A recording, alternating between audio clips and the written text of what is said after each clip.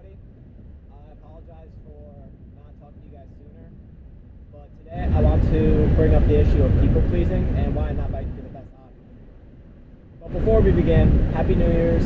Thank you all for sticking around if you have for the long break that I took. And Merry Christmas. I hope everything went well for you. In addition to that, I hope to provide more content now because I got my schedule fixed. So hopefully you'll be seeing more videos from me soon. Anyway, back to the video action. So people pleasing is an interesting topic because a lot of people have the presumption that you should always try to reach out and help others because it'll be reciprocated towards you. That is true, however, not in the sense of where you're sacrificing your self-dignity, your self-worth, your confidence, and your own time, right? Because when you're doing that, you create a lack of trust within yourself, which resonates with other people. So it's often you have to lie to yourself in order to accomplish these tasks, right? Imagine you and a group of friends are deciding to go out for lunch, but you don't want to go, but you insist on, oh, you have to go so you fit in with the crowd, right? You have to go because you blend in and you feel good, kind of. Well, the issue with that is you have to lie to yourself once you do those mini decisions, and with that, it creates a philosophy that you should bend yourself to other people because your values are not as valuable as theirs. You're not as worth as much, which can be a devastating blow to your self-confidence and your self-worth. Hearing that, most people will go, oh, okay, well then let's just not do anything at all. But that's also not the right decision, because if you don't do anything, then you're antisocial, and that causes a lot more mental health issues than the previous problem. And most people are not meant to be antisocial, right? Everyone's meant to be like in a relationship of some sort. Continuing off of that, what is the right decision? Because, well, if not doing anything's wrong and doing the common choice is wrong, then what is the right option? The right option, at least from what I've known and what I've seen, my experiences, what I've heard and learned, would be to not lie to anybody and say no. Oh, but that's going to hurt their feelings. That's going to make them feel bad. Yes, I'm fully aware of that, but their emotions aren't the center of your universe, right? You have to understand that you are an individual human being. You only have a certain amount of resources that you can use every day, that you can use to strive and succeed and do all the great things that people can do.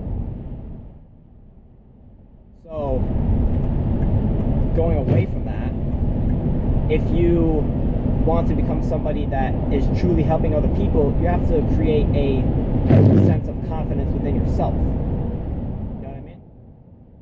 So, in order to do that, you have to create a truth that is your reality. And you have to tell people that you are somebody who tells the truth, somebody who doesn't go back on their word, somebody who doesn't bend over for other people's ambitions and feelings. Then people can trust you. It's because people know then that that you're reliable, that you're somebody that they can trust, or somebody that if you need to lend a hand towards, they'll be honest with you. So taking that approach, you allow yourself to not essentially be lied to, and you allow yourself to not lie towards other people or yourself, right?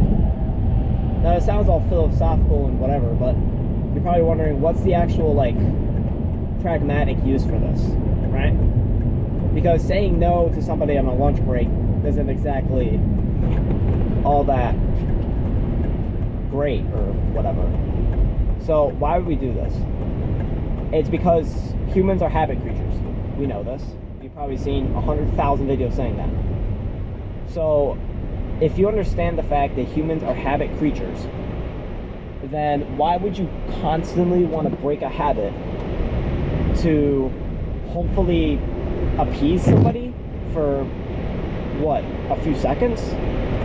Because they're going to forget about, oh, oh my gosh, that guy said yes to my lunch, I'm so thankful. Like, nobody says that, nobody cares. If you said no instead of yes, a lot of times, nobody cares, right? There are not many big decisions in life where if you say no, it really matters. You maybe hurt their feelings for a few seconds, but then either they just go and eat the lunch, forget about it, or they go with somebody else. And that often, that kind of philosophy applies to almost every other scenario, right? But obviously, if you could do the whole Socrates, well, what if it's a marriage? Like, then obviously there's an exception there. But for the day-to-day activities that most people go through, it's important to remember that you can say no. And it's often better to say no because your value of your yes and your trust increase exponentially. Since, I'm not saying say no all the time, because then you're just a dick, right? But I'm saying say no to the things that would break your self-value and self-worth if you said yes to them, okay? So if you know, maybe you feel sick someday and people are like, oh, you want to go out for lunch? No, I'm feeling sick today. Oh, okay. Or you could just say, no, I don't feel like it today. Okay. Because now you're building value on yourself, which will make people want to come to you more and trust you for the heavier things, like, hey, my wife is going through a really hard time, we're in debt, how do we get ourselves out of this, right? And then you can answer that question and they'll genuinely believe in you and trust in you. So with that being said, you should always allow yourself to be strong and reliable, in the sense of that you're willing to say no. Because so many people are, you know, just, oh yeah, I'll do this, yeah, I'll do that, yeah, I'll do this, and then they break because they're like, it's like, you ever heard of that like military tactic the Chinese used where they separated all the soldiers in like a thin kind of layer to defend themselves, and then they would always lose because you just don't have enough manpower? That's essentially what you're doing to yourself, right? You're taking that limited power and spreading it into way too many categories, and then you aren't strong in any of them, but you're not bad either. You're just kind of average, because that's what most people do. And that's why you'll see a lot of people press on the importance of focus on one thing and put all your effort into it, because a lot of times you'll become better than everybody else at it. And that is true for day-to-day activities as well. Having the ability to say no is a great tool that will allow you to understand the importance of your time and your energy. So, to apply this in your own life, right? Reflect on what you have done previously to get to the position that you're in now if you're watching this video, right?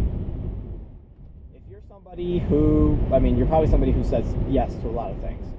So what things can you start saying no to, right? Even if it's not even anybody else, even if it's just yourself, right?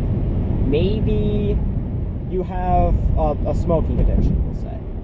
Can you say no to yourself when you are asking yourself for a cigarette or a vape or a Zyn, whatever the hell you use for nicotine consumption? Chew. Now that that's over, sorry, I'm just trying to picture the camera to the fall. I wish you all a Happy New Year, and I hope that everybody enjoyed this video. If you did, you know, do the stuff, like, subscribe, do all that, because, well, I need it. And I hope that I can provide some more information and value to you along your journey to becoming a better person, or maybe you just want to see a different perspective on life. Other than that, I hope that everybody has a wonderful day. Bye-bye.